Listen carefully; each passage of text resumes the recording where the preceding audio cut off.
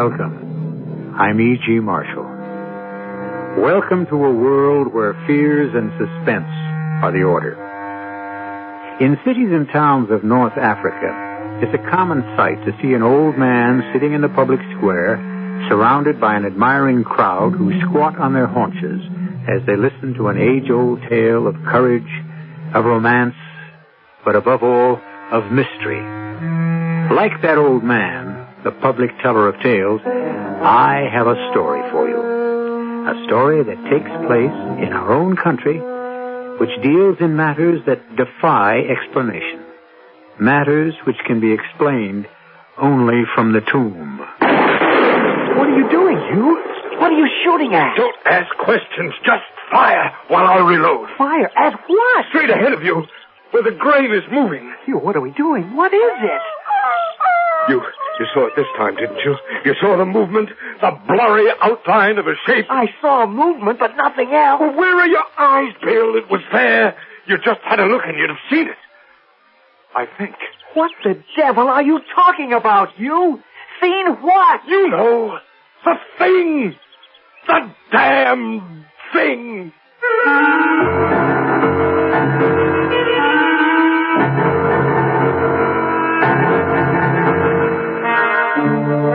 Our mystery drama, The Damned Thing, was inspired by the celebrated American writer Ambrose Bierce. It was especially written for the Mystery Theater by Arnold Moss. It stars Robert Dryden and Joan Tompkins. It is sponsored in part by Buick Motor Division and Sign-Off, the sinus medicines.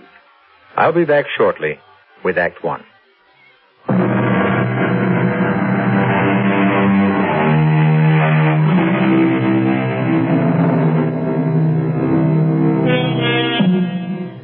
By the light of a kerosene lamp placed at one end of a rough wooden table, a tall, gaunt man is reading something written in a book. The man reads silently as his fingers trace the words. As the man lifts the book toward the light, the shadows cast by the ledger throw half of the small room into darkness, obscuring the faces of 7 men sitting against the log walls of the little cabin. On the other side sit 3 people, 2 women and a man, an elderly Indian, all equally silent, equally motionless. Next to them is an empty chair. By extending an arm, any one of them can touch the man who is lying on the table face upward, covered by a sheet, his arms at his side. The man, Hugh Morgan, is dead. The man with the book is the district coroner. They all seem to be waiting for someone to occupy the empty chair. Finally, the tall man closes the book. There are 3 things to determine at this inquest. The identity of the deceased, the time of death, and finally the mode of the departure, the manner in which his life came to an end. There's no question of identity. These have been positively confirmed as the remains of Hugh Morgan, famous scientific book writer and, until 3 years ago, well-known professor at the State University. Upon resigning from the university, he came up here to our mountains with Mrs. Morgan to get away from city life, to get what he called closer to nature. He built this cabin pretty much with his own hands. Is that a fair statement, Ms. Morgan? That's correct, Mr. Bentley. The time of death has been determined by medical examination as between 36 and 48 hours ago. We are now waiting for Mr. William Harker, the young newspaper fellow from San Francisco, former student of Professor Morgan. His testimony, we are led to believe, may be of the greatest importance in this determination. Until such time as he arrives, we shall proceed with the investigation. I first call on the wife, the widow, of the demised. Miss Morgan, if you please. Yes? Would you kindly repeat to these gentlemen what you've already told me about how your late husband met his death? My husband loved these mountains. Second only to his work, his writing. He loved nothing more dearly than walking, hunting, fishing, in all seasons, all kinds of weather. No, of course. Tell us, please, about the visits of young Mr. Harker. Well, as you've already stated, Mr. Harker is a newspaper man, a former student, a protege of Professor Morgan's. He had visited with us for a few days 5 or 6 weeks ago. You do not like Mr. Harker, do you, Miss Morgan? No, I do not. I have my reasons. Did anything unusual happen during Harker's first visit 5 or 6 weeks ago? Nothing, except for the dog. The dog? The hunting dog, Sandy. Professor Morgan and Harker went hunting. Sandy was horribly mutilated by some other animal, and he died. I've never seen Harker so upset after all those things happened. And Miss Harker's second visit? 3 days ago. There was something he said he wanted to talk to my husband about. Something that had happened on that first visit. It had to do with money. I was in the kitchen, and I distinctly remember hearing my husband say... But, Bill, a debt is a debt. And $5,000 is a lot of money. I know that, Hugh. And if I can nail this story down, write it so it makes sense, so people will believe it, I'll get that $5,000 as a bonus. And I'll return it to you. Well, I hope so, Bill. It's been almost 4 years, and we need the money. Trust me. Just help me get this story. I don't know what you expect me to do. All we have to do is go back to where Sandy got hurt. Well, it's one thing for a dog. Now, suppose, just suppose... Stop worrying. Well, what makes you think you can write it so that the paper will take it? With your help, I can do it. Get your gun. I've got it. Is it loaded? Of course. All right, let's go. And the two of them left the cabin, both with loaded guns. What time of the day was it, Miss Morgan? It wasn't day. It was night. Night before last. Clear, bitterly cold. It was a sharp night. I remember looking out the window after them. They had been gone no more than 5 minutes when I heard the strangest sound. It's hard to describe to you. And then almost immediately there was a scream. And then 2 shots, one right after the other.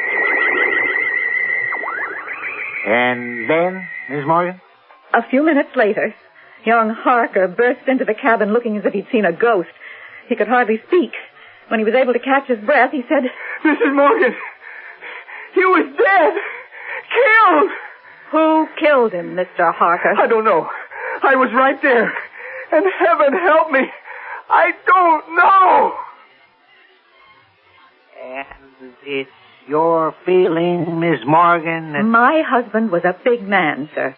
A strong man. He played football at college, wrestling team, too. The only thing he couldn't do was swim. But he was in perfect health. And Mr. Harker's a very slight young man, no match physically for my husband. Which leads you to believe... To do away with Hugh, Harker needed his gun. In other words, you're convinced that the shots you heard... Had to come from William Harker's hunting rifle. A double-barreled gun. Harker's motive being... To wipe out Hugh and his debt to him at the same time. For the time being, I must ask these gentlemen of the jury to question what you're implying. You see, there is some doubt whether Mr. Harker or anybody else could possibly have shot your husband. Well, why is that? Because the condition of the body is such that at this time we cannot tell whether or not it contains so much as a single bullet wound. I call now on Miss Viola May Atwater. Miss Atwater? Call me Viola May, like everyone else does. Yes, of course. Now, it's been previously established, Miss Viola May, that you work here in the Morgan household? Worked. And your duties were? Keeping the place clean, doing some of the cooking. Especially when Mrs. Morgan wasn't feeling just right. Oh, driving to town in the wagon for supplies and... Mm-hmm. Professor Morgan was in love with you, wasn't he? Well, wouldn't exactly call it love. But we did get along. Quite well. I'd like for you to tell us all how well. I'm going to have Hugh's child. That's how well. Thank you, Viola May. Now, you do understand why we're all here, don't you? Well, I think so.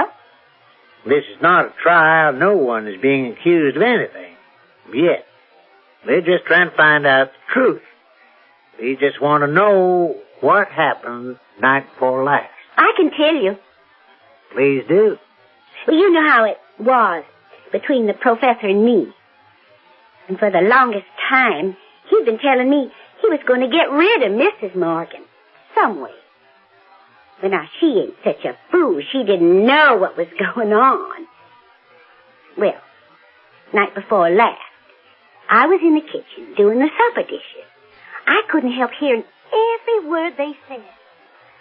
How much longer do you think I'm going to put up with this? No one's asking you to put up with anything. A man your age, a man of your reputation, having a sordid affair with a stupid, ignorant girl. Where's your pride? That stupid, ignorant girl is something you never had. That is pretty obvious, dear. I'm talking about things like compassion. In her own simple way, she has a warmth and a tenderness that you've never shown in all the years of our marriage. She understands you, doesn't she? You poor misunderstood. And there's something else, since you've started. Viola May is going to have my child. I know. I want that child to have my name. I want a divorce. Simple as that. Simple as that. Before I'd let you throw yourself away on a girl like that, and before I'd let you toss me aside like some old worn-out shoe, I'd kill you first. I'm sure you would. Don't push me to where I'd have to prove it. Excuse me, ma'am. The dishes are done. Kitchen's in order. Is there anything else you'd like me to do before I turn in for the night? That'll be all. Thank you. Well, then I'll just say good night. Hugh, I'm going for a walk around the lake. I'll go with you. If you like. After we get back, you can pay a visit to your little friend. And they both went out together. Now, what time of the night would you say it was when they left? Oh, 9:30 maybe. 10 at the latest. What'd you do after they left? Straighten things up a little more. And then? But they wasn't gone very long.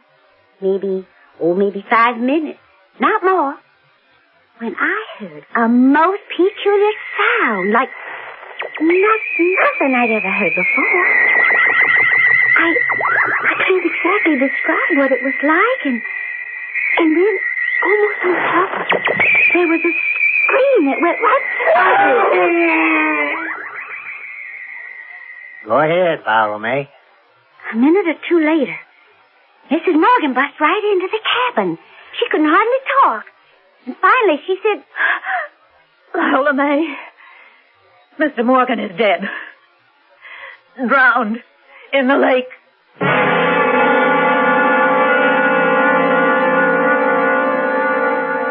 Mrs. Morgan told you herself that Professor Morgan couldn't swim. Now, I think you gentlemen can see for yourselves what happened. The first chance she got, she pushed him into the lake at the part where it's real deep. Now, he struggled for a piece, and in the darkness of the night, finally give up and drowned. I see. As I've explained before, Viola May, this inquest has been called because there's reason to believe that Hugh Morgan met his end through some kind of foul play. Like I said. Not quite like you said. Chances of Professor Morgan's death coming about as a result of drowning are very slim. Medical examination of the body thus far shows that the lungs seemed to be perfectly normal. No water in them. Not a drop.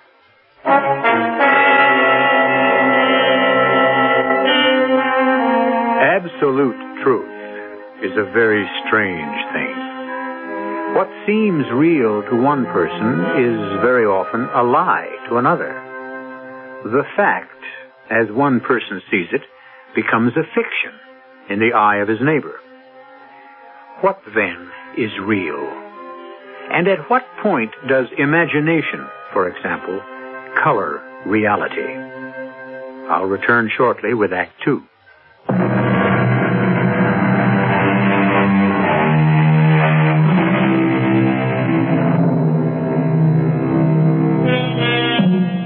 In an isolated cabin high in a deserted area of the mountains of Northern California, a corpse lies cold and rigid on a rough hand-hewn table. The dead man, science writer Hugh Morgan, has come to an unexplained and unnatural end. The district coroner and his jury await the arrival of a man who may turn out to be the key witness in this death.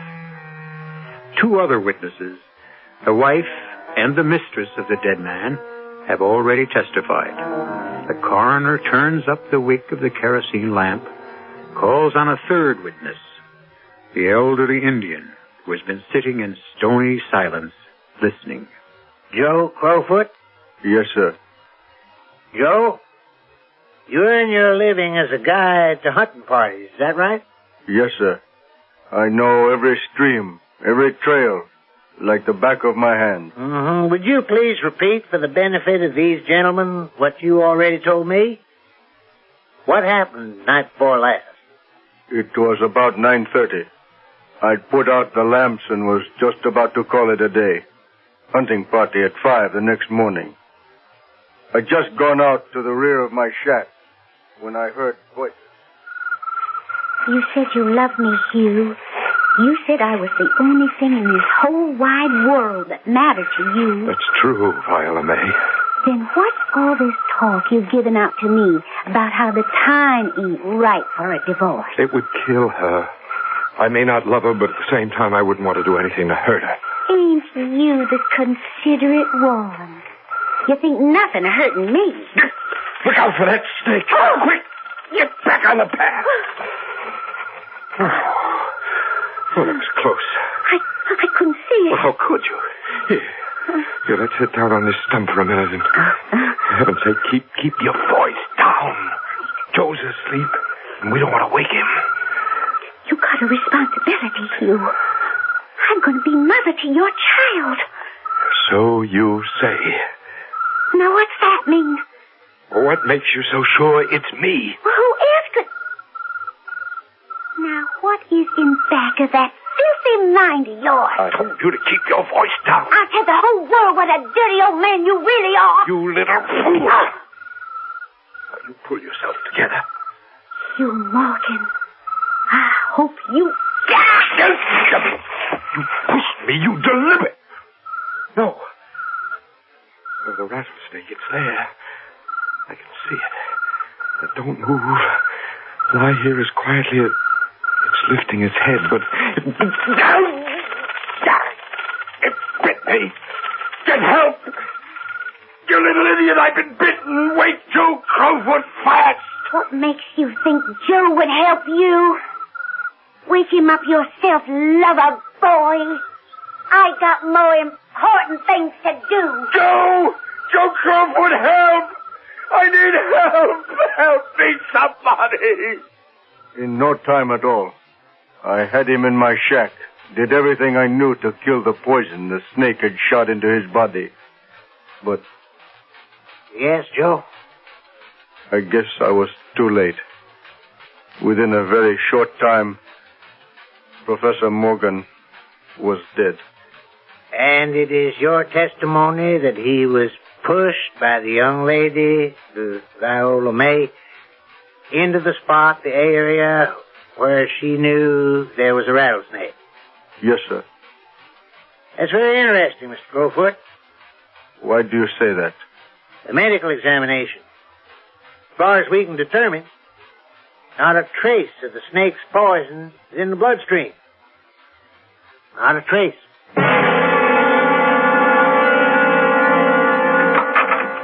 Mr. Bentley, I got here as fast as I could. You, young man, are... I'm William Harker of the San Francisco Press. Forgive me if I've held things up. Oh, delighted to see you, Mr. Harker. I left the minute I got your call. This is not the easiest place to get to. I want to finish this business tonight. Well, I think you should know that when I left here early yesterday morning, it was not to evade your summons. No? No, it was to get the story to my paper. The story of Hugh Morgan's death. Now, Mr. Harker, we've heard 3 different versions tonight of how Hugh Morgan met his death. And none of them has yet been substantiated by the facts of the medical examination of the body. Now, have we any reason to expect that the account you posted to your newspaper, Mr. Harker, will be anything like the story you will give here? That's up to you, sir. I've made a carbon copy of what I wrote for my paper. You're welcome to see it. It's incredible. More incredible than pure fiction, but it is the truth. I'll swear to it. All right, we'll resume the inquest. Mr. Harker, would you kindly be seated? Now, you knew the deceased, Hugh Morgan? Yes. How well? He was my professor at the university. It taught me everything I knew about writing. More than that. He was the closest friend I had. And you were with him when he died? I was with him when he died. How'd that happen? You being here, I mean. Well, I came up 3 days ago to shoot and fish. Part of my purpose, however, was to follow up on the story of the dog, Sandy. You see, I had been here 5 weeks earlier. On a purely friendly visit to your old teacher? Well, on that occasion, we went out hunting, as we'd usually done on previous visits. It was still dark. The sun had not yet risen when we left the cabin. Sandy! Sandy! Here, boy! Have you any idea where that silly dog went? Well, he was here a minute ago, Hugh. Funniest thing, he just disappeared. Oh, but he'll be back. In the meantime, we'll have to do without him. Well, now, let's see if we're as good as he is in raising some quail. What's our best ground? Beyond that ridge, I'd say. We'll have to go through the chaparral to get to it. It's pretty level ground, thickly covered with grain. Let's go, Bill. Hold it, Bill. Hold it. Be very quiet. What is it? Just listen. What is that? I think we've startled a deer. Oh, I wish we'd bought a rifle instead of just shot. Shh, be very quiet. What are you doing, Hugh? You're not going to fill up a deer with quail shot, are you? Is anything wrong? Hugh, have we jumped a grizzly? Cock your gun, Bill. Well, now what? Everything's so quiet. What is it? Just keep your eyes open and your mouth shut. Keep low, very low, and watch. And that's exactly what I did. What happened next? A minute or two went by. Suddenly, there was this weird sound that seemed to come from out of nowhere. It grew louder and louder. It got to the point where I had to put my hands over my ears to shut out the sound. It was so shattering. And then it stopped. As suddenly as it had started. And what did you see, Mr. Harker? Well, up until then, the bushes had been deathly still. Not a bit of movement, of any kind. I turned to Professor Morgan and was about to speak when the field of wild oats we'd been watching began to move in the most curious way. It seemed as if the oats were being stirred up by a streak of wind, which, well, not only bent it, but pressed it down, crushed it, so that it didn't rise, as if some huge, invisible, what can I call it, presence was moving slowly along through the oats, stepping on it with giant feet. And this movement, foot by foot, was prolonging itself directly toward us. what was your feeling, Mr. Harker, as you were watching this strange occurrence? Well, I must confess that I lay there in the chaparral, right beside Professor Morgan, watching this fantastic thing happen. And I was not afraid.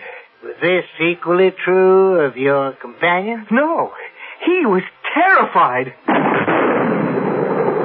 What are you doing, Hugh?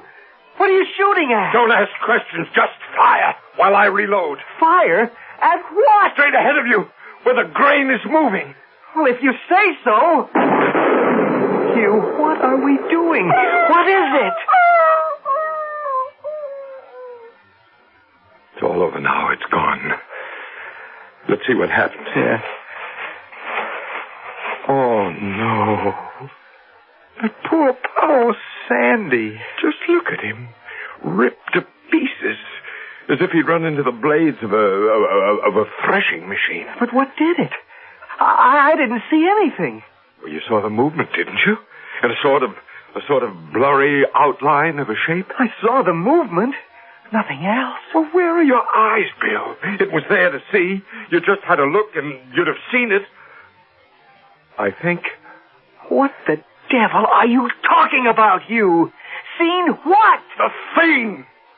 The damn thing! Oh, what? That's what I call it. The damn thing. First, it did away with my chickens, and then the pigs and the cattle. And now poor Sandy, slashed to pieces. And that's not the end. Only the good Lord knows what the damn thing will destroy next. Or who.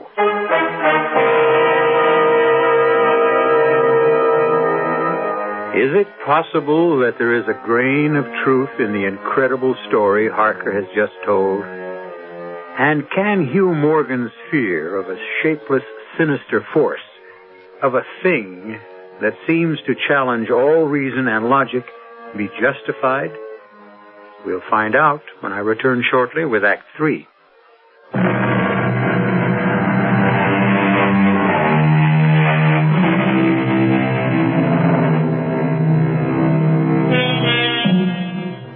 From the blank darkness outside the cabin come the familiar noises of night in the wilderness, the long, nameless note of a distant coyote, and all that mysterious chorus of small sounds that seem always to have been but half heard when they suddenly cease. But none of the company present seems to be aware of anything other than the corpse on the table before them. Please continue, Mr. Hart. Well, that's about it. We buried the dog and went back to the cabin. And never said another word to each other about what had happened that morning. You stayed on for a while? No, sir. I returned to San Francisco the next day. And then 5 or 6 weeks later, 3 days ago, you came back again.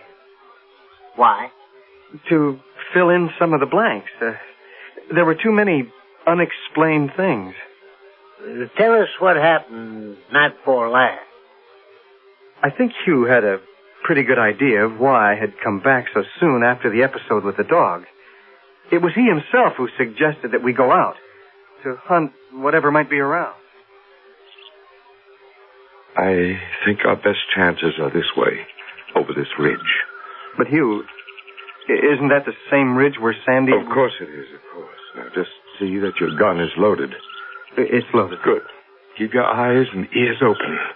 We've got a full moon and visibility is real good. Now, if anything... Be very quiet, Bill.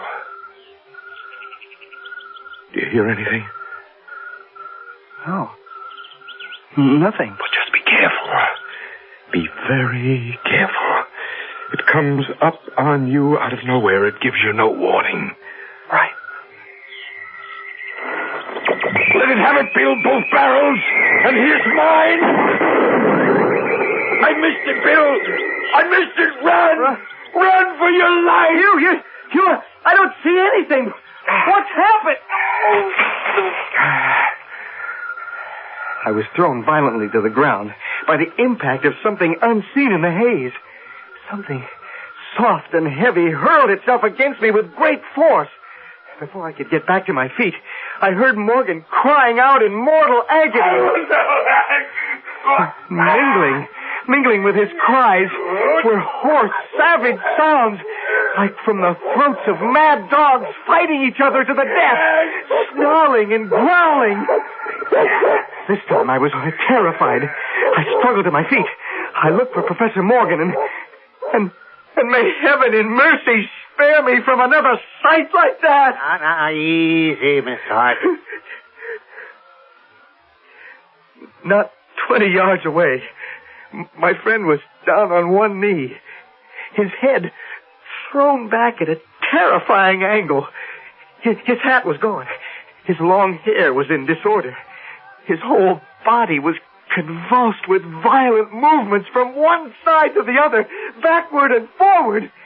His right arm... Yes? It was lifted, and it didn't seem to have a hand. At least I could see none. The other arm was completely invisible. Morgan seemed like a wrestler of some kind, determined and yet overcome, beaten by a force of superior weight, greater strength. And all this time, all you saw was Morgan? Yeah. Nothing else? Nobody else? No, just him. And then, not always distinctly. And throughout the whole thing, such sounds of rage and fury as I have never heard in my life, from man or beast. Now, what, if anything, did you do to help your friend? Well, I ran toward him. I had a funny kind of feeling that he was suffering from a fit or from some kind of convulsion. I looked up, and by the light of the moon, I could see, as I had weeks before, the same mysterious movement of the wild oats, retreating, rolling itself back from the place where Hugh lay, toward the edge of the woods. When I got there, I looked down at my friend. He was lying on his back, absolutely still and quiet. He was dead.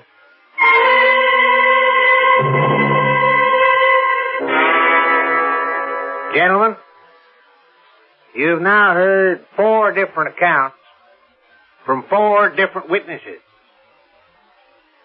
Now, finally, there is the version of death in some mysterious manner that Morgan was killed by an unknown force or creature of some kind, which Morgan called the damn thing.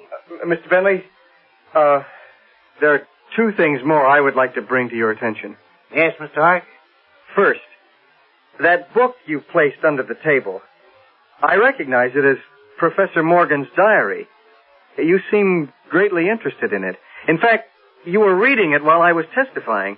May I see it? I'm sure it would throw a great deal of light on Morgan's death. The book will cut no figure in this matter, Mr. Harker. All the entries in it were made before Hugh Morgan's death. That's ridiculous. Now, you said there's something else you'd like to bring to our attention before a verdict is rendered? Well, there's one substantial bit of evidence which has not yet been revealed. Yes, Mr. Harker? The body of Morgan. I demand that you uncover the body right now so that we can all see whether or not I was telling the truth. I will be happy to meet with your request, Mr. Harker. Thank you, sir. Gentlemen of the jury, the body of Hugh Morgan. Now, it may be difficult to see details in this light. I read from the medical report, gentlemen. The body of the demised is covered with broad maculations of bluish black caused by extravasated contusions. That's those big black and blue marks here, and here, and over here. The chest and sides appear to have been beaten with some heavy weapon such as a bludgeon. I call your attention to these huge tears in the flesh, where the skin has been ripped into shreds and little strips. Might we know why there's that silk handkerchief passing under the chin and knotted on top of the head? You may indeed. I'll remove it, and I think you'll see why it's there. If it weren't there, the head would almost be separate, detached from the rest of the body. What was once the neck and throat have, as you can see, been chewed away. That satisfy you, Mr. Harker? I thank you very much.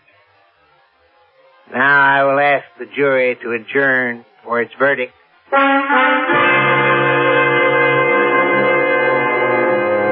We, the jury, do find that the remains of Professor Morgan come to their death at the hands of a mountain lion.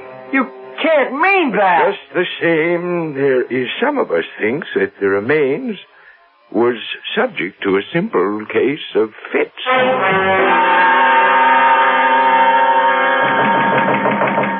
Come in. Oh, Mr. Harker. Can't say I'm surprised to see you. To what does my humble office owe the honor of your visit? I can't accept the verdict your jury gave last night. Unfortunately, there ain't much you can do about it. I think there is, sir. I can establish the truth about Hugh Morgan's death. And how exactly do you propose to do that, Mr. Harker? Take a look at this. What is it? A reel of tape and a recording machine. Months ago, I asked Hugh to make a day-by-day recording of whatever he saw, whatever he experienced in connection with this phenomenon. Would you like to hear it, Mr. Coroner? Yes. Yes, of course.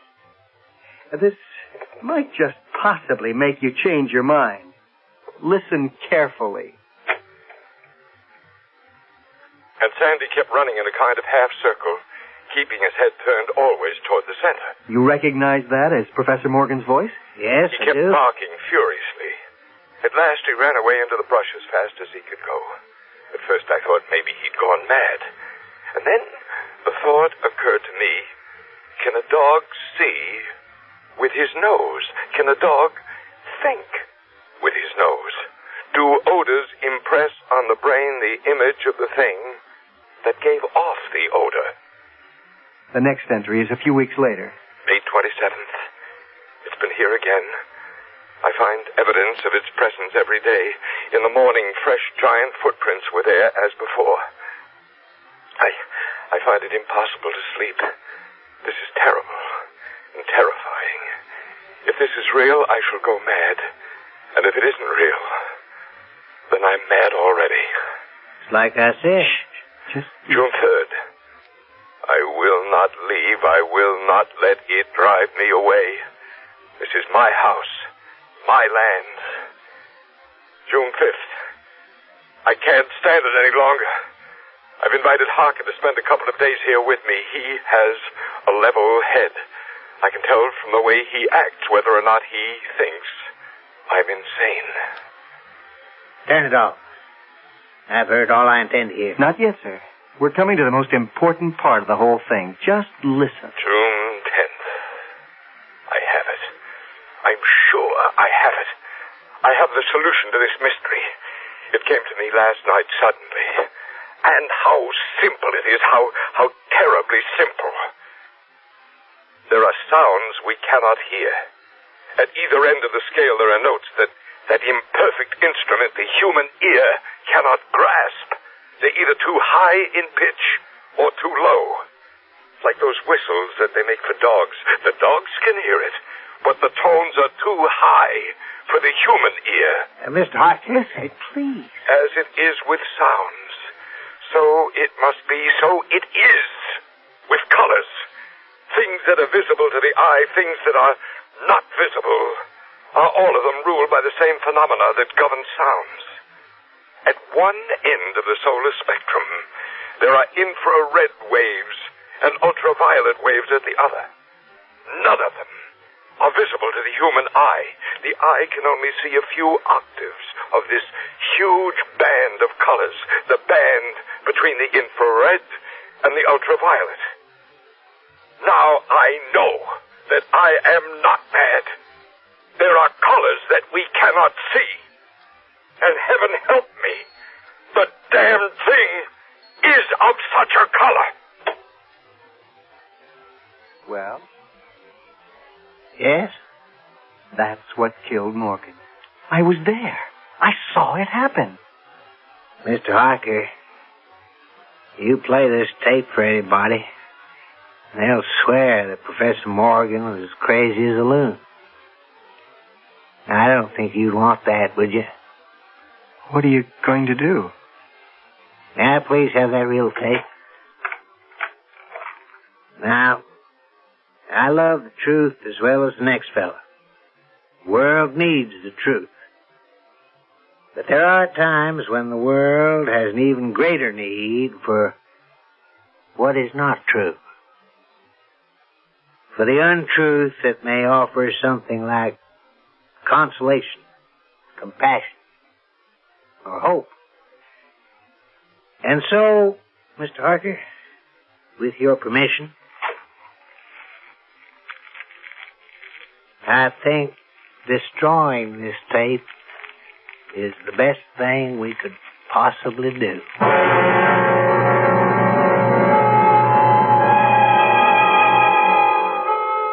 As the last foot of tape turned into ashes, the skies opened up and it began to rain. And the mutilated body of Hugh Morgan rested quietly where it was. They say, blessed is the bride the sun shines on, blessed is the corpse the rain falls on. Who knows? I'll be back in a moment.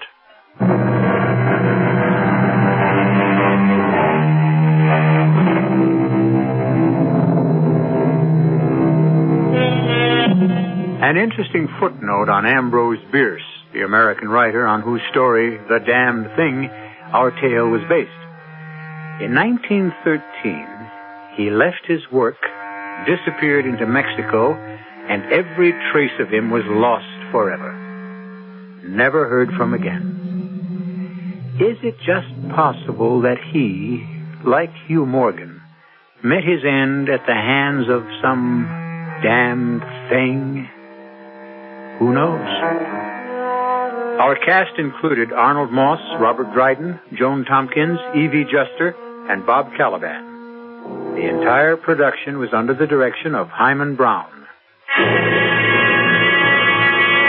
And now, a preview of our next tale. Even tricks go wrong sometimes, don't they? Yeah, they do. Did anything like that ever happen to your husband? Well, yeah, once. He couldn't open the lock on his handcuffs. See, he had a key hidden in the cuff of his trousers, but it slipped out of his hand and fell between the cracks of the floorboard. He wasn't hurt or anything. It was just a wicker basket escape on stage. I see. But if anything like that happened now, I mean, at the bottom of a lake. But that would be terrible. It'd be awful. Yeah. It would be really tragic. I don't want to think about any such thing. I just don't want to think about it. No, of course not, Wanda. At least we won't think about it tonight. Radio Mystery Theater was sponsored in part by Anheuser-Busch Incorporated, brewers of Budweiser. This is E.G. Marshall inviting you to return to our Mystery Theater for another adventure in the macabre. Until next time, pleasant dreams.